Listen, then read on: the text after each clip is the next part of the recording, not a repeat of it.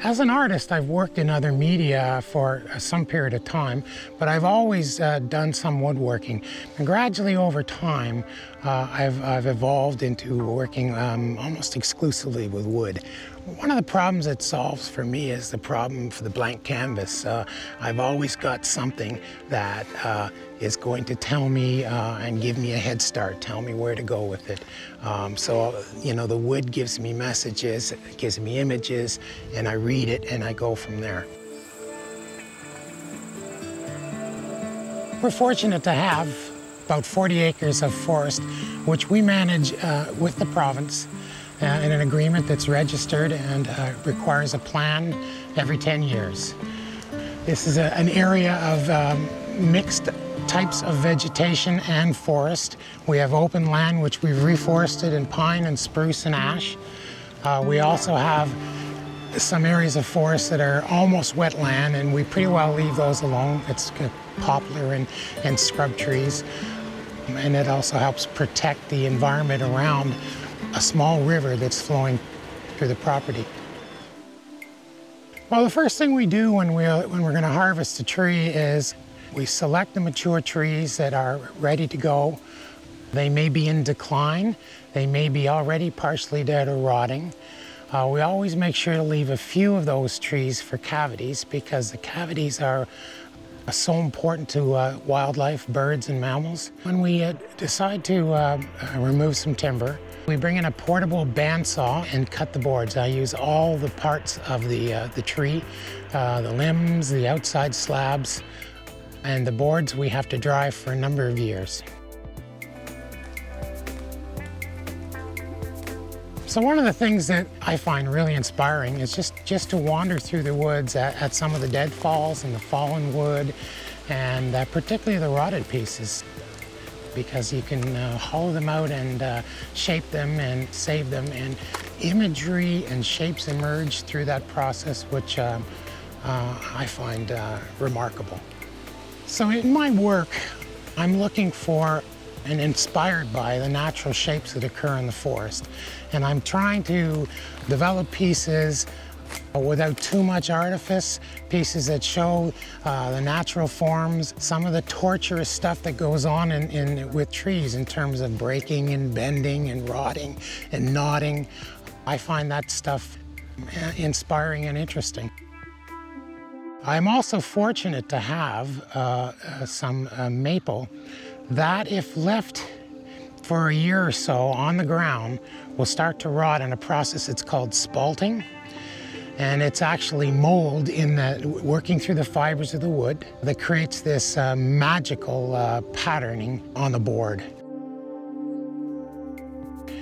I have a wide variety of interests in the pieces that I'm creating. Anything from found sculptural pieces to rustic type furniture. So these smaller pieces of wood, I collect and I dry and I store.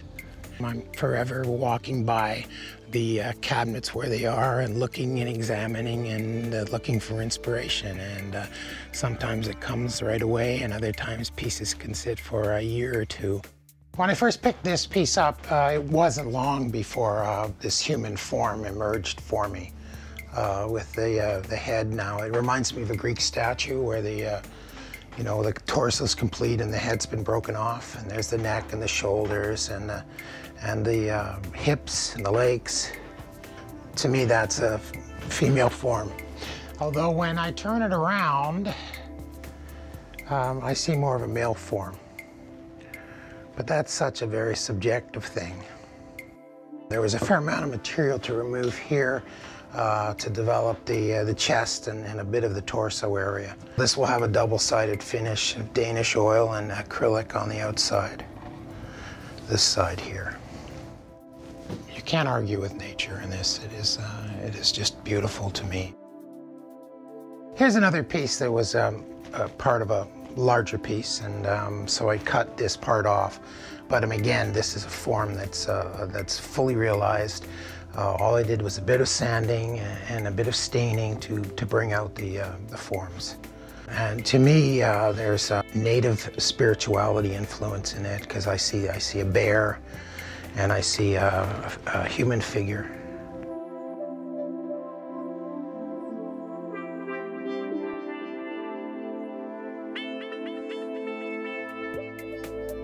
So in the range of pieces that I'm producing, it can be very simple things like a ladle or salad tongs, for example, bowls, plates.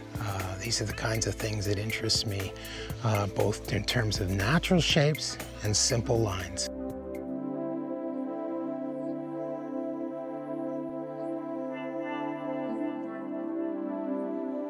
Now, the larger pieces that I've worked on, there's some sculptural pieces that are simply something that I want to do. There are some furniture pieces that other people have been interested in particular, some benches that I'm making out of maple slabs seem to be something that people are quite interested in.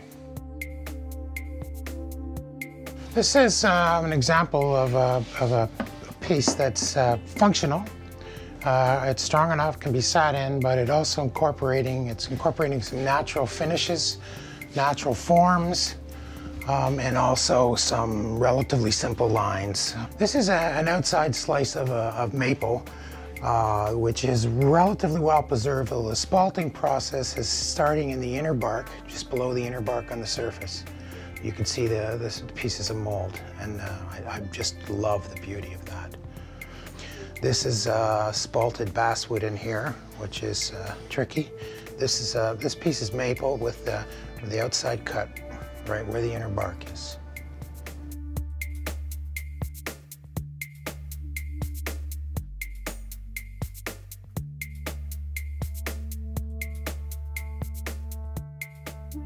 Even though I'm doing furniture pieces that people can actually use, I'm not a fine cabinet maker. My interest is a standalone piece, a unique piece that's also a work of art. People can sit on a bench, but they can also stand back admiring. My work is sound structurally, and people can use it, but it's also something that's aesthetically pleasing.